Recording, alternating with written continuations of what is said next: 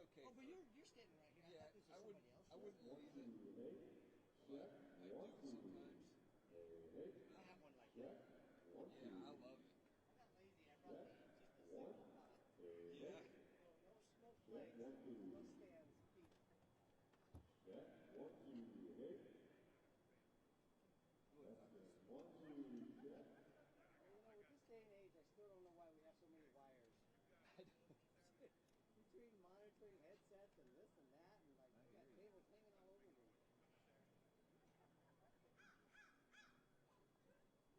One, two.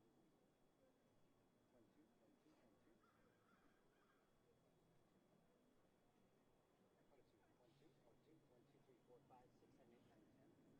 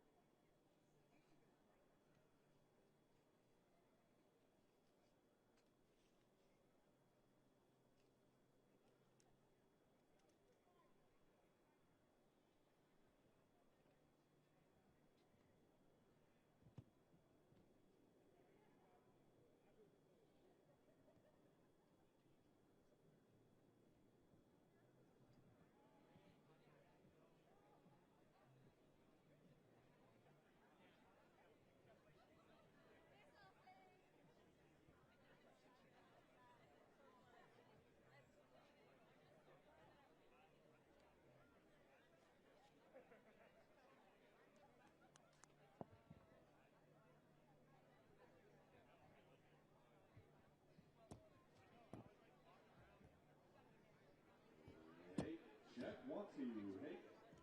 Check, 1, 2. Check, 1. 1, 2. Check, 1, 2. Hey, hey. Check, hey, hey.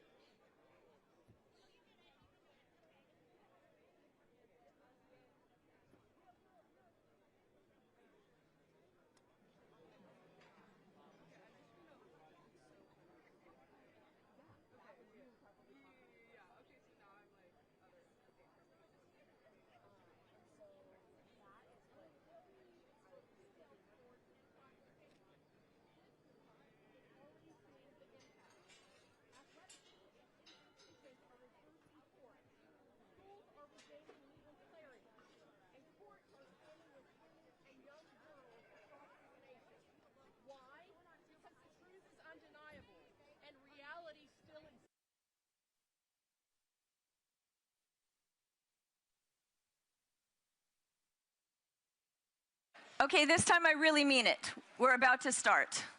Please, everyone, take your seats. We have a real treat for you to start off the event, so you'll want to hear this.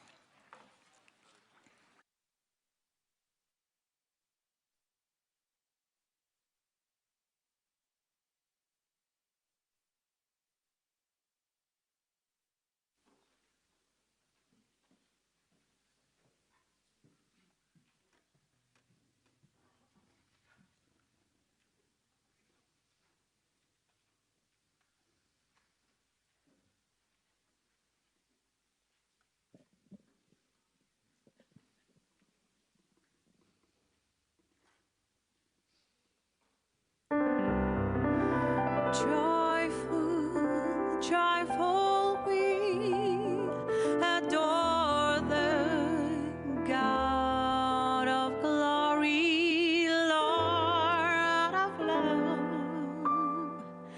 Hearts unfold like flowers before the opening to the song. And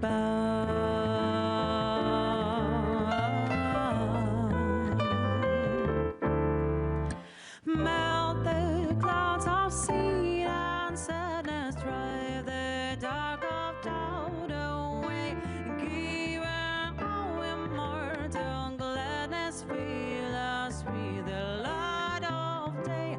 All the works with joy surround the earth and heaven's perfect grace. Stars and angels sing around the center of unbroken praise.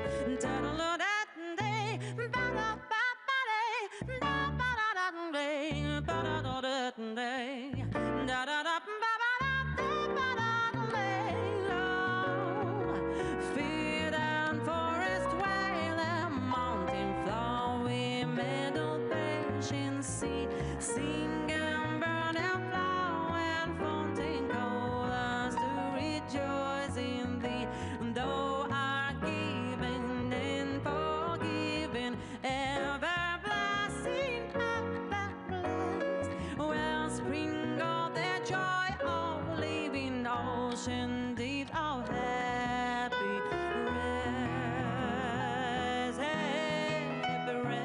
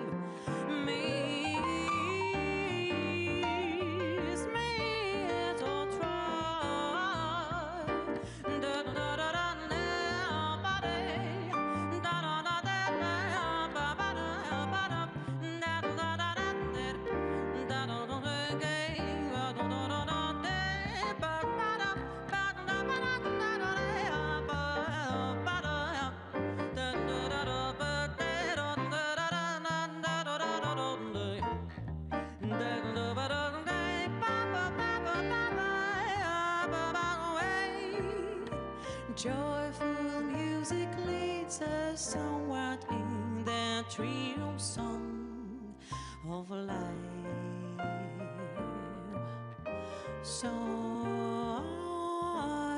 Song of life.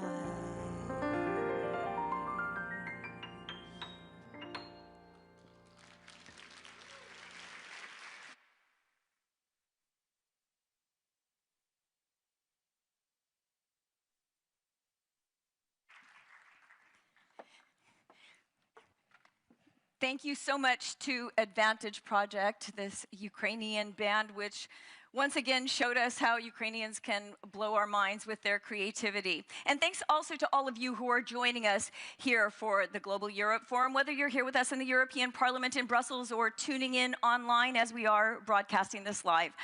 I'm Terry Schultz. I'm going to be your moderator for today, promising you thought-provoking discussion for the afternoon. We all know we need to have it, the way 2026 is shaping up so far. So Ukraine was not invited here by accident. Renew Europe very much wanted to start this event by reminding us all how central Ukraine is to Europe's security and defense. And not only that, but how much they are already part of the European family, culturally, emotionally, spiritually, and if Renew Europe and other advocates have their way, of course, it will also be a full member of the European Union as soon as possible. So that is certainly something that is going to be in our minds today as we continue our discussions throughout the afternoon on how to make Europe safer, how to protect democracy, how to improve the democracy that we have to protect. And once again, I am very pleased to welcome you here on that beautiful note, and now to bring to the stage the President of Renew Europe, Valerie, who will really get us started.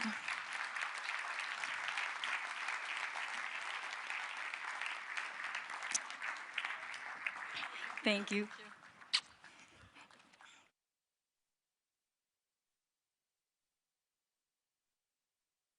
Thank you, dear Terry, dear colleagues, dear guests, dear friends. Thank you for coming in such large numbers and welcome to the first event organized by the Renew Europe group this year. First of all, as is customary, but no less sincere, I would like to wish you all the best for the new year. I wish you all happiness and good health. And above all, I hope that we don't lose our way in 2026. This may sound like a joke, but the risk is real. The risk is real in a world that seems to become increasingly deregulated, where alliances are being called into question, where some prefer the use of force and brutality over diplomacy, where the internet is a battlefield that begins in the privacy of our homes and influences even the ballot box. Let's not lose our way. Let's not lose sight of the ultimate goal of our European history, which is peace and freedom for all peoples. Let's not lose our values and principles, particularly our belief in a multilateral order governed by international law. But in the midst of this prevailing gloom, where the urge to over-engage in self-criticism is very present, let's not lose sight of our strengths, our assets, and our weapons either. The European Union is an economic power. a political power.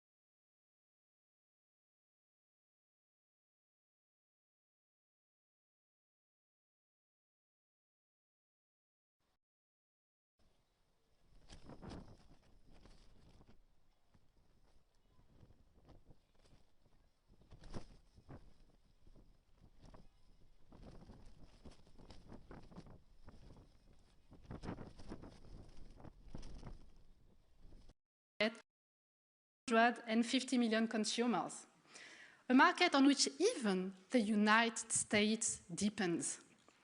Let's not forget that we have legislative weapons that enable us to defend our values and economic interests, such as the DSA, the DMA, and the anti-coercion tool.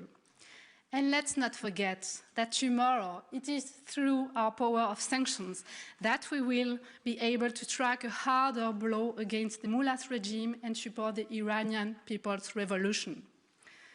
Let's not forget our strengths. We are free to speak our minds.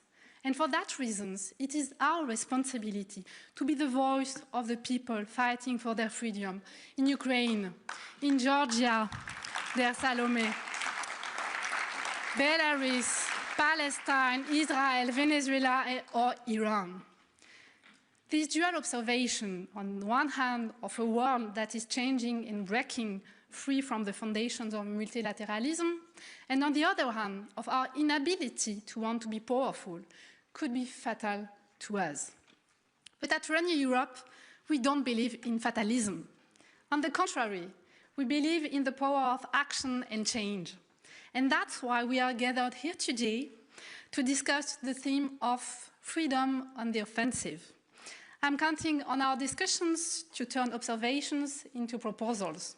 So on behalf of the Renew Europe group, I'm honored by the presence of all our guests today. I'm honored that President Salome Zourabishvili is with us today to echo. Thank you, Salome. Thank you, President. To echo the ongoing fight of the Georgian people for democracy and holding free elections. And I'm honored by the presence of all our guests, of course, Mark Rutte, Michael McGrath, Camille Grand, Robert Andresak, and Marietje Schaake, whom I welcome back to Parliament. I would like to thank them all, as well as my colleagues, Marie-Agnes Strack-Zimmermann and Nathalie Loiseau, who will lead the discussions. And without further ado, I'm delighted to hand over the microphone to open this day of reflection to someone who, in his previous capacity, has been a great and long-standing leader of the Renew Europe family, and whom, in his new role, we are still very lucky to call a friend and an ally. Of course, I'm calling Secretary General of NATO, Mark Rutte. Please, Mark.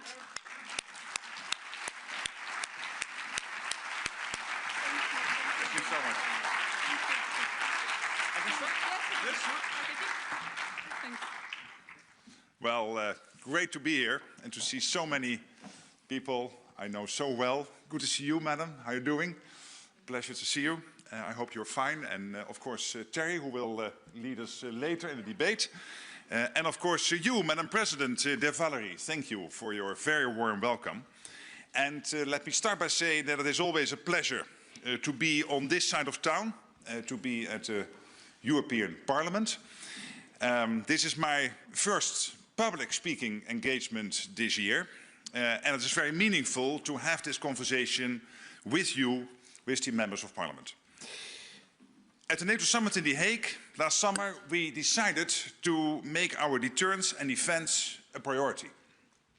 We agreed a plan, as you know, to invest 5% of GDP annually in defense by 2035, with 3.5% on core defense and 1.5% on defense and security-related issues. Yes, that is a lot of money, but it is what is required to build our armed forces and buy the capabilities those forces need to protect us.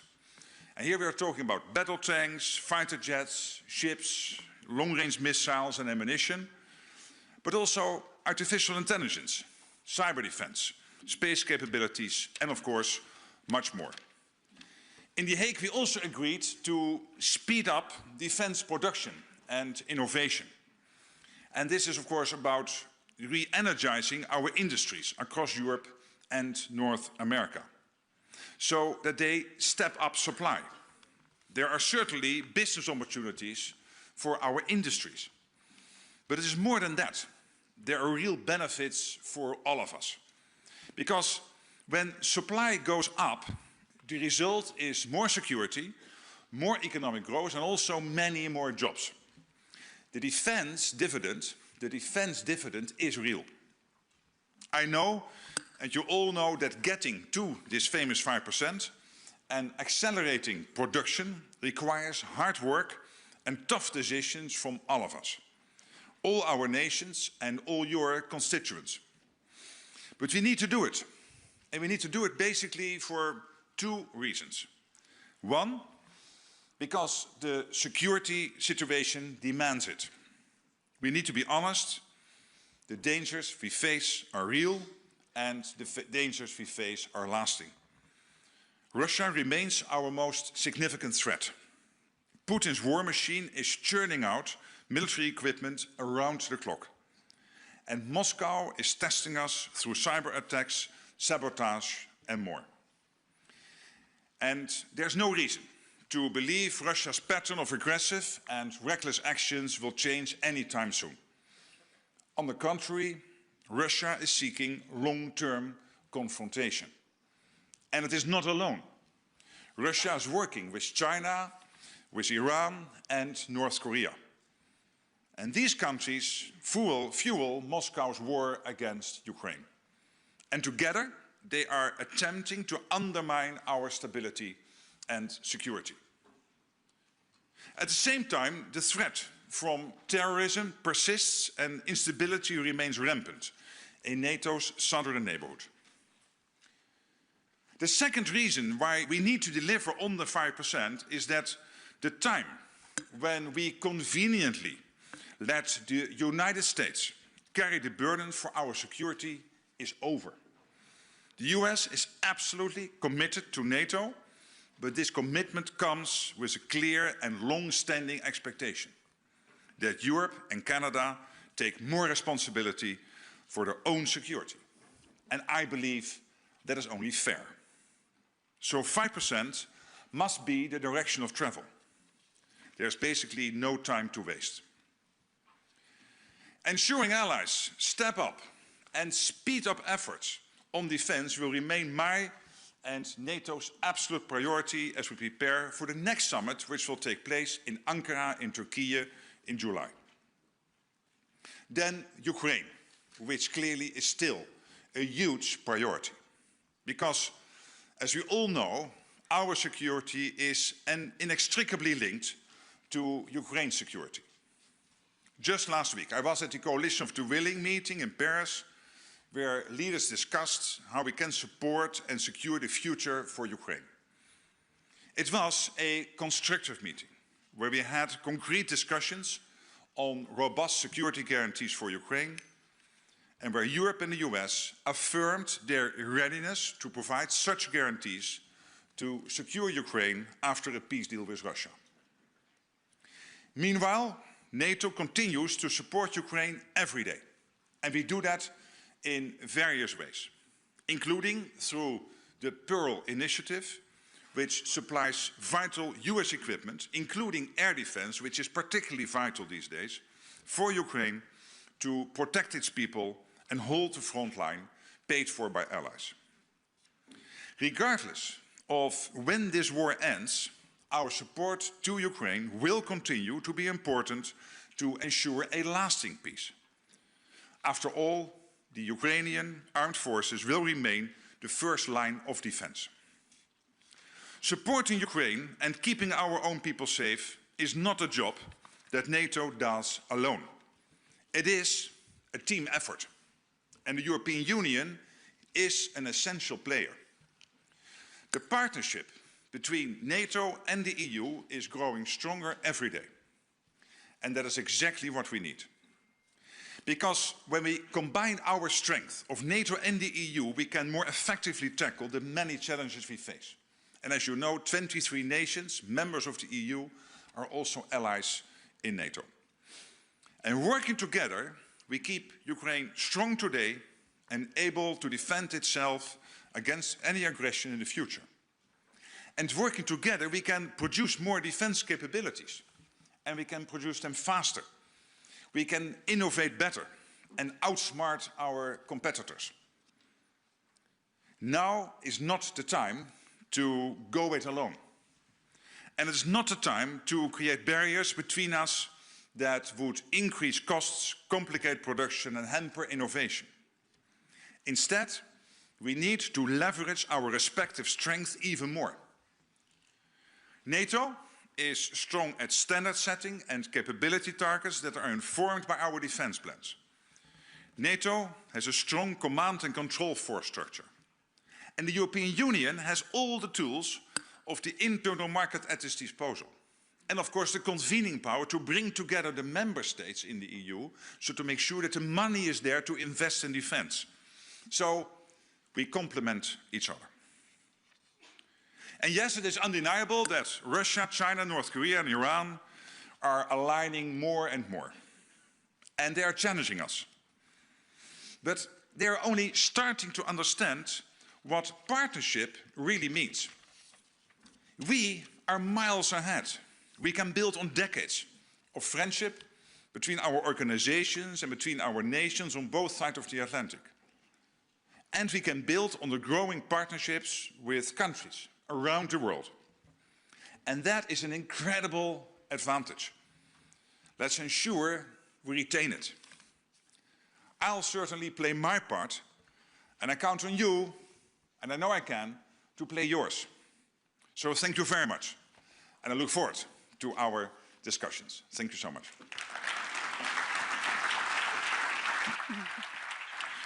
Which one do you like? There you go. Oh, you want the, okay. There's your mic. Great. Thank you. Thank you. You have to drink water. Okay. So, Mr. Secretary General, I know things. Some things are going well for you. And I would just point out, I've covered NATO almost 20 years, so we're kind of the same in that we kind of just hang around and keep our jobs and hope for the best.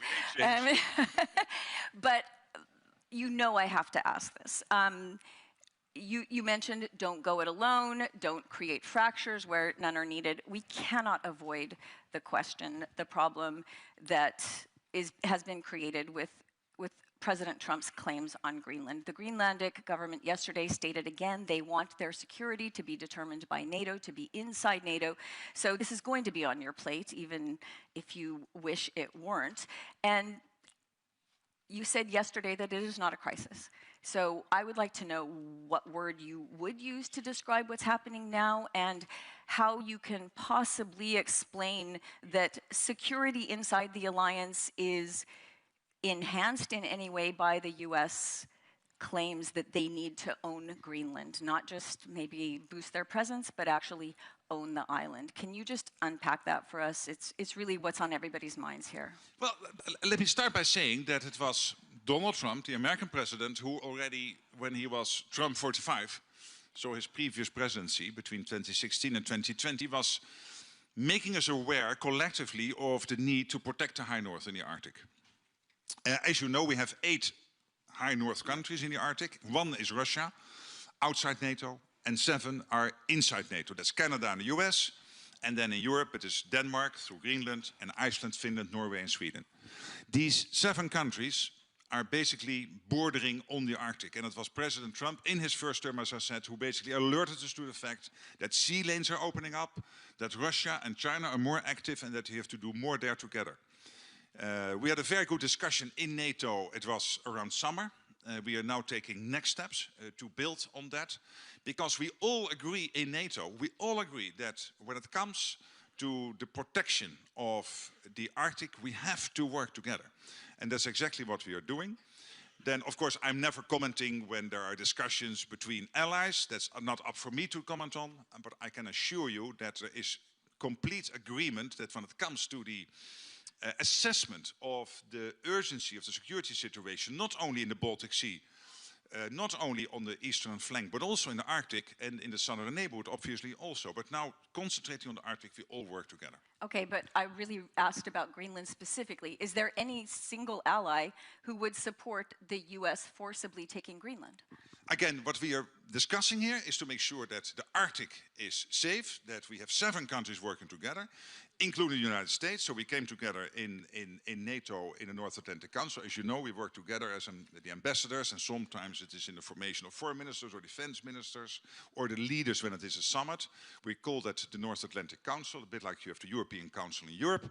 And the North Atlantic Council came together at the level of the ambassadors and decided that we have to step up collectively. We all agree on this, and when it comes now to the next steps, we also all agree that we have to take those next steps, and we are working on that diligently at the moment. And Denmark did this. I mean, over the last year, it spent $14 billion additional dollars, including on defense for Greenland specifically. It has enhanced its missile defense. It's got new Arctic vessels. It's really spent a lot of money and put a lot of time, perhaps acknowledging that it should have been done earlier. You know, this is something that allies can agree on. But I still have to come back to the point. How would Arctic security be enhanced if the US invaded Greenland? But again, and therefore my role is to make sure that the alliance as a whole is doing what is necessary to keep the whole of the alliance safe. And you're totally right on Denmark. Denmark is investing in Boeing P-8s.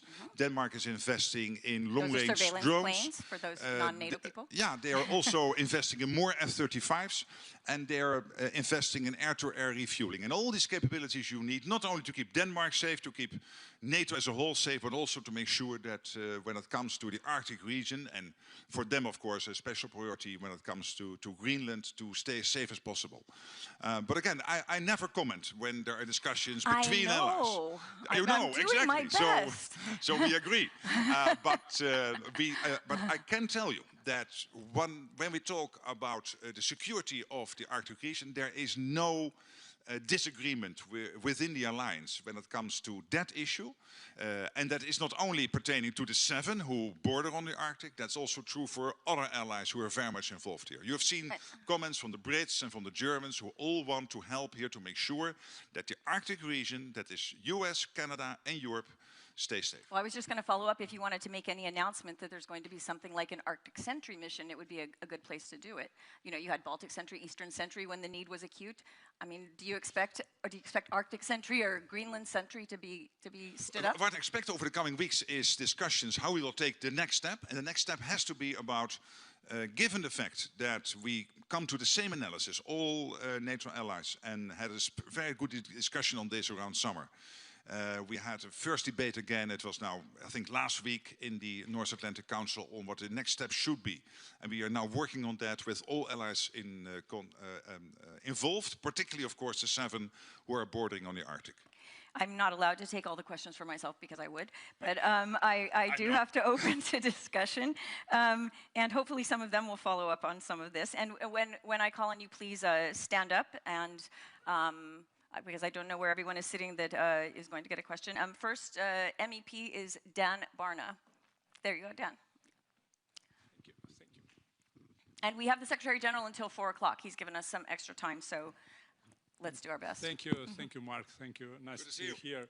Following the January 6th summit you have mentioned in your speech, how does NATO assess the genuine credibility of security guarantees that rely primarily on European force projections without direct troop commitment of the United States? Specifically, does shifting the burden of enforcement to a coalition within the alliance risk creating a 2-tier NATO that emboldens Russia to test these new boundaries? This is the first question. The second one is something on everyone's lips. We hear about NATO's future and role in academia, in media, and of course in politics. I grew up in Romania when NATO was just a dream and then became a reality. And now I see doubts and fears cast shadow on this reality. So allow me to be very blunt. Are you the last Secretary General of NATO? So you thought I would be provocative. So, yeah, I was not planning to quit already, but I'm sure there will be a successor someday. I have no idea, by the way, how long I will be in this job because nobody told me. But and you never know, as we saw with Stoltenberg. Yeah, you right? never know, and there needs to be unanimity on the successor. But I never got a contract or whatever, so I have no idea for how long I've been appointed. But I was thoroughly enjoying the role and the job, and I feel it's really important. And there is a lot of support. Not for me personally, that's not important, but for the collective endeavor as NATO. And I'm so happy what you say. So you're from Romania, and what you just mentioned, and I think it is totally true that NATO is crucial. Can we only, I mean, I was born in 1967, and I was raised with the idea that Nicolae Ceausescu would forever rule Romania. And now Romania is in the EU, Romania is in NATO. These are some of the big events of history. Let's never forget what we collectively went through and how important that is. Now, NATO is strong, and I think because of the decisions in The Hague during the NATO summit, it is even stronger. Because finally now, we have decided to spend what is needed to protect ourselves based on an assessment of all the defense needs we collectively have.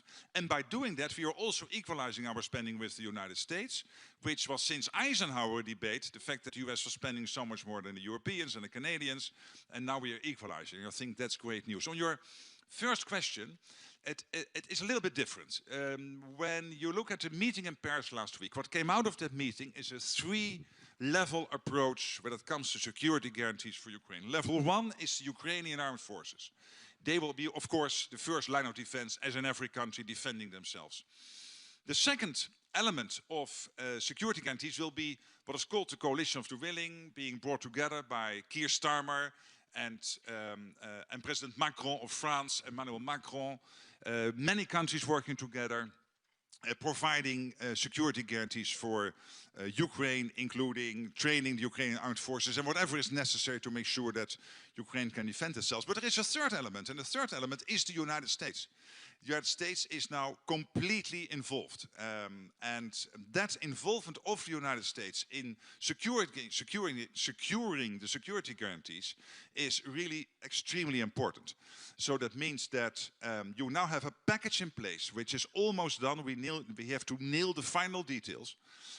But that will provide a situation where if Russia would ever think of attacking again post a long-term ceasefire or a peace deal, they will only think of this a couple of minutes and then let go, because they know the situation has changed dramatically since Minsk, and the reaction will be devastating. They will not do it. Okay. All right, take a drink of water, because I'm calling on a Danish MEP. Oh, is that? Stine Boss. Okay.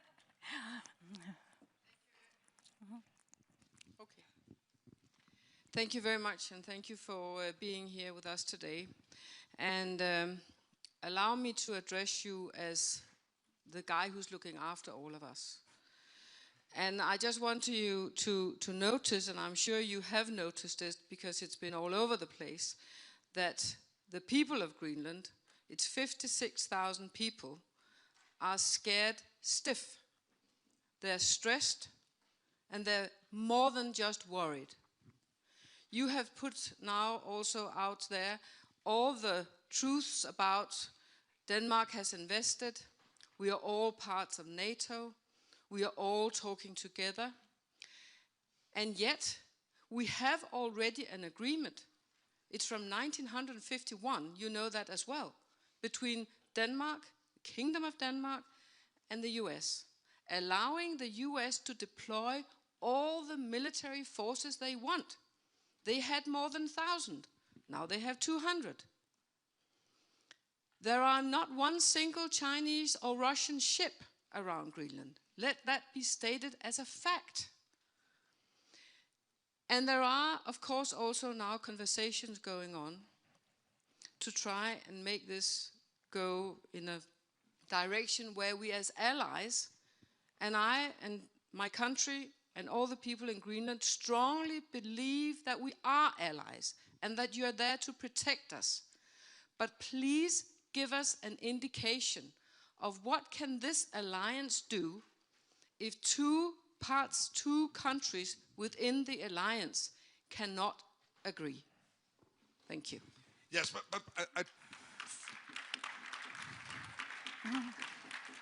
Thank you so much for that very well put question. But you have to respect the fact that when there are discussions between allies, my role has to be to make sure we solve issues.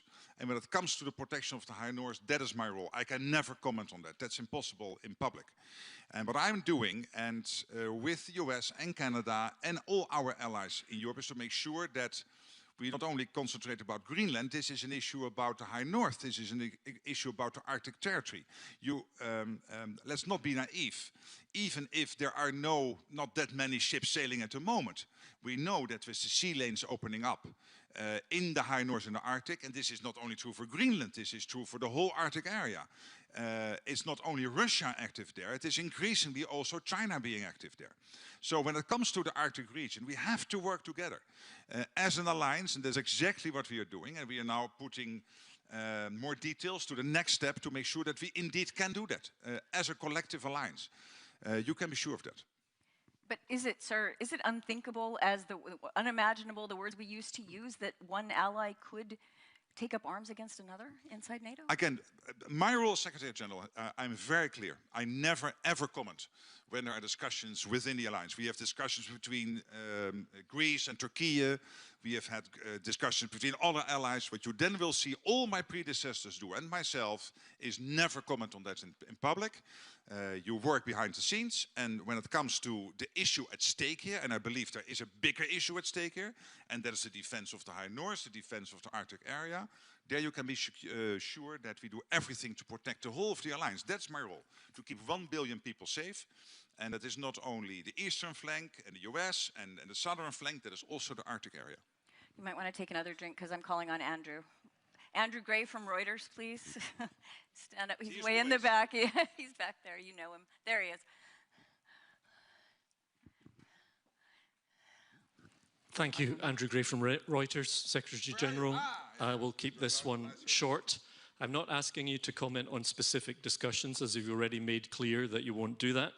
But in general, is it acceptable for one NATO ally to threaten the use of force to take the territory of another? Well, I think it's the same question in another. So I refer to the previous answer. Oh, that was it? Okay. All right, this is going well. Okay, next on my list is Malik Azmani.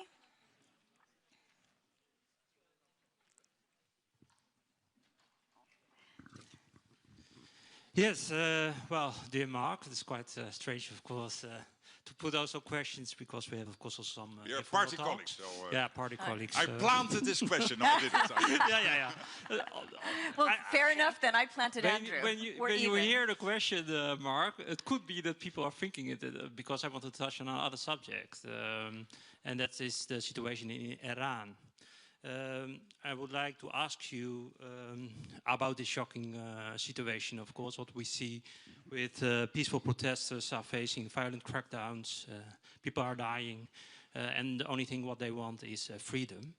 And I was wondering, how do you assess the current situation in Iran? What is your take also on the ongoing protest? Thank you. Yeah, thank you for that question. And of course, as NATO, we concentrate on the North Atlantic area. But let me try to answer the questions despite the fact that it's outside NATO territory. Because I think, and I hope we all agree, that what is happening in Iran is repellent. What the leadership is doing against its own population. People protesting peacefully to make their views clear. And let's not forget, democracy is not only parliaments. Yes, parliaments are very important, I can tell you. But it is not only parliaments. Democracy is parliaments, plus free media, plus the right to protest and to make your views known. This oppressive regime in Tehran is now applying massive force and massive violence against its own population. There are many reports of many people dying. I find it repellent. I can assure you that NATO allies are day in, day out navigating this crisis, in constant touch on this. But I think we can all agree that we wish the best for Iran, and particularly not for the leadership, but for the Iranian people. Okay, I'm going to go back to the journalist row. Mina from Liga in Ukraine. I can't, it's very hard to see out there, sorry. Stand up, please, Mina. Thank you so much for this opportunity. Milana Golovany from Ukrainian media outlet Liga.net. Secretary General, after the Oreshnik ballistic missile hit on Lviv, the fire was visible near the Russian border. If Russia attack with the same missile NATO territory tomorrow, will NATO respond?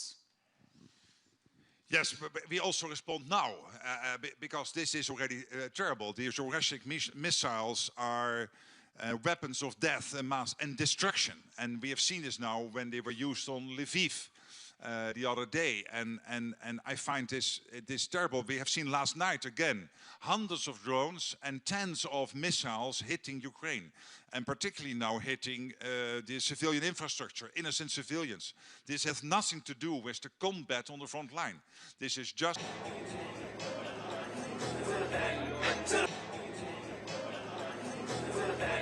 To the front, you a 10, baby girl, but I know I do my little boo thing, so I don't give a hoot what you do, say girl, I know, do a little boo thing, I be shooting that shot like 2K, girl, I know, you know I'm down, North Carolina,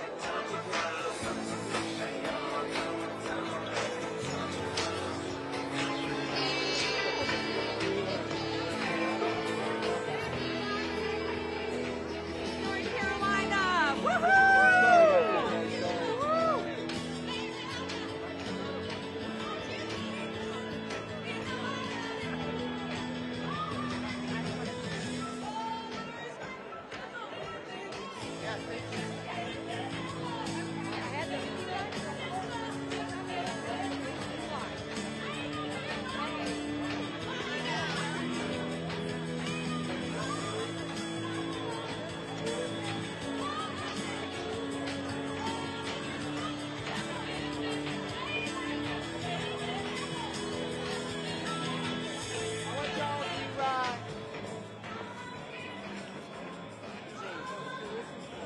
All right, y'all. When I count to 3, I want y'all to give me the biggest cheer ever, okay? Ready? 1, 2, 3. All right, let's do it one more time, okay? 1.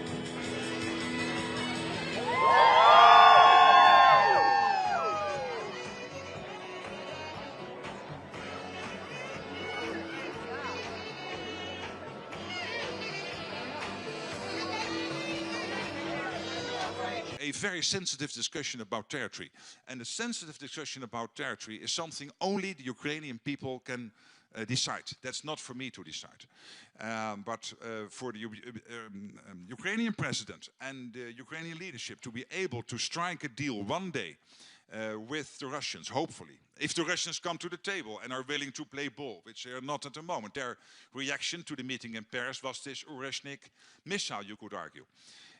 So they are clearly at this moment not serious about negotiating.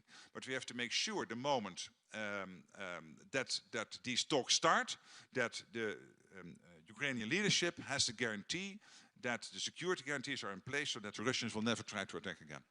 Okay, I have 3 more MEPs and 8 minutes. Hille Votland.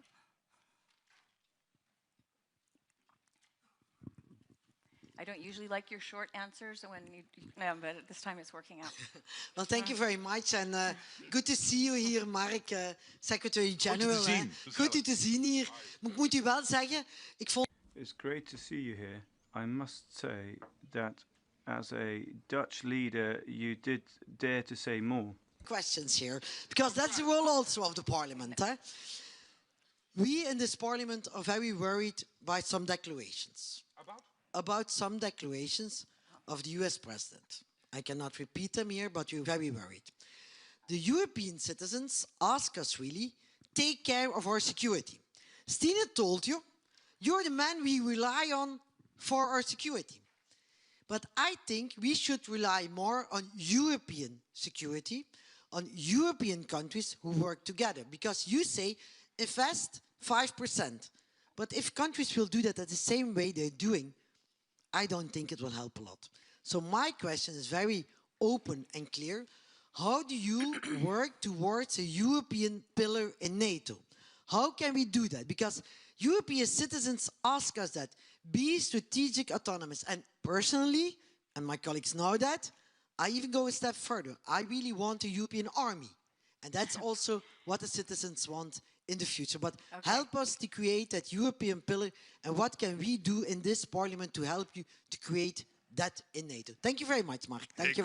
Good to answer that question. But I'm afraid I do not completely agree with the assessment or the solution. But you wanted me to be straightforward, so let me be straightforward, as we always do. First of all, let's not forget that in Europe, we reaped a peace dividend after the fall of the Berlin Wall, which was too big in hindsight. And therefore we have underinvested in our European armed forces. This is true for basically every European country, except maybe for Poland and the Baltics. That's fact number one. Fact number two is that I strongly believe that the transatlantic relationship with the United States, with Canada, is crucial, not only today, but also in the long term. And by the way, and here I'm going to defend President Trump. I am absolutely convinced, who is here from Spain, who is here from Italy, from Belgium, from other countries, not nearly at 2% at the beginning of last year. All these countries have now reached 2%. Do you really believe you would have done that if Trump would not have been elected as President of the United States? No way you would have done that. And you had to do that, not because of Trump, but because of your own security. Then the Hague Summit. Do you really believe, without President Trump, we would ever have agreed to spend in 2035, with a credible path together, 3.5% on core defense, 5% on overall defense? If he would not have been elected, no way we would have done it. And we have to do it, not because of President Trump, but because, based on the analysis of our security and our defense plans, this is the minimum amount we need to spend to make sure we stay ahead of the Russians, we stay ahead of the Chinese, and stay ahead of the Chinese, the Russians, Iran, and North Korea working together. So I'm fine with everybody criticizing leaders within NATO. That's democracy. But I would just ask us to concentrate on the facts. And the fact says that without President Trump, we would not taken those decisions. These 8-9 countries not on 2%. On 2% late last year. And the whole of the alliance committing to 5% defense spending. I would say that is thanks to President Trump. And I know you will all hate me now saying this, but this is what I believe. And I'm going to repeat that. And that's why we need a transatlantic relationship. And then on Europe. Europe is crucial. Europe is crucial. When I came in, I visited Ursula von der Leyen and we had a meeting, and it was fantastic because she was defense minister before. She knows everything. And she knows exactly the division of labor, that NATO is good at command and control and standards and capability targets, and that the EU has the convening power, the power to get like the 800 billion and 150 billion for SAFE. But also when it comes to the internal market, all the soft power the EU can muster. Why we have the European Union. And that working together is a very strong formula. So if we are going to repeat structures, command and control structures, and you have a whole hierarchy of European generals, we find it difficult today to fill all the senior officer positions within NATO. If you then have to replicate that on the European side, forget that you can ever do that. And the Russians will love it, because it is more complexity on our side, more time to debate, more discussions, whilst they try to attack us. And let's not forget, our security service are telling us that by 27, 29 or 31, the Russians are ready to try something against us. At least they have the capability to do it. And my worry is if China would move on Taiwan, they will never do this alone. They will always force their junior partner, being one Vladimir Putin in Moscow, to move against us. And we have to be ready. And I would say let's be thankful for what Trump did, really encouraging us, maybe even stronger than encouraging us, to get to this 2%.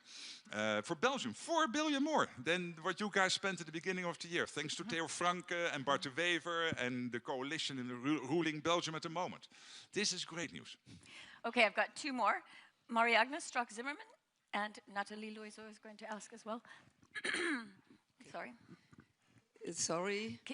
Can I take you two together, because we've got a couple? Yes, of course. Maybe welcome. I have 5 or 10 minutes more. Okay. Welcome on this side of the town. Tell your people in NATO we are not far away from NATO, so they are all welcome. Okay. It's a 20-minute drive. Yes. Just a question coming back to Greenland.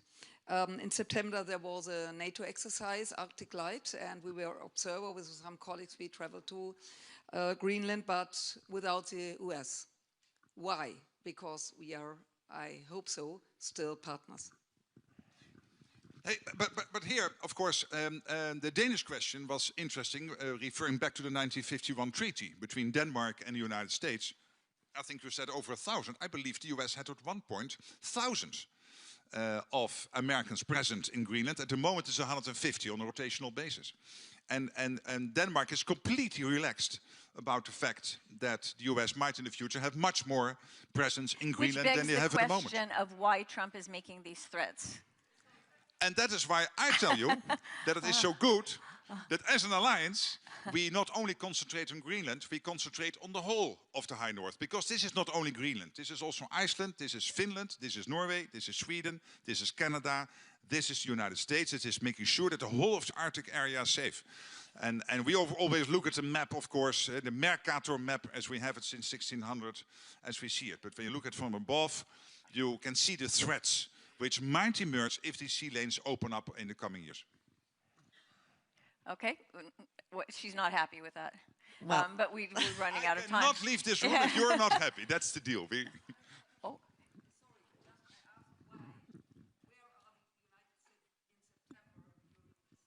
Yeah, but not in all exercises, all nations always participate. But the US is really very active in many exercises in Europe and of course in NATO territory. All right, Natalie, it's up to you. So I'm not going to torture you, Mr. Secretary General, about Greenland or about Donald Trump. I want to tease you about something that's happening within NATO under your leadership. Before, there was a strong commitment of NATO to fight against FIMIs, disinformation, information manipulation. I haven't heard or I haven't noticed that FIMIs are decreasing worldwide, coming from Russia, but also from other nations like Iran or China. So Natalie, why just for the on audience, earth... foreign interference and manipulation. Yes, so why on earth is NATO decreasing its efforts to fight against information manipulation right now? Well, let me tell you, what we are doing is mainstreaming all this work, basically when it comes to hybrid, cyber, misinformation, everything. We have mainstreamed this because as an alliance, and this is true for each of the individual allies, it's also true for the alliance as a whole, we have to step up and to make sure that when it comes to cyber, hybrid, etc., we have to be the best in class. And that's exactly what we are doing. Of course, the Russians love us to talk about that, so I don't do this the whole day, but I can assure you that all allies are working at this extremely hard to make sure we not only can defend ourselves in the conventional way, but also when it comes to this broader hybrid and cyber domain. And can you assure everyone that despite the reorganization at NATO headquarters, that this has not been kicked down the priority list? What we have done in the reorganization at NATO headquarters is we have mainstreamed everything. Because what I always hated when I was in national government, that you would have one minister responsible, for example, for women affairs or for some other specific issue. And then the rest of the cabinet would say, yeah, but he or she is responsible for this, so we don't have to care. And what we have done in the reorganization is to mainstream all these activities.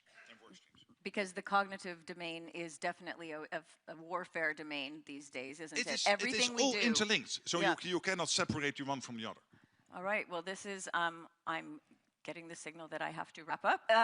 Thank you so much for the extra time, Mr. Secretary General. That was really a treat, and I think this was really a conversation that we needed to have to start off 2026. Everybody's wondering about this, and Valerie is going to come back. Yes, and I'm going to let you go. Thank you. Chairing the whole day? I am. Okay, you're going to stick around? Thank you so much. Thanks. No, it was a pleasure.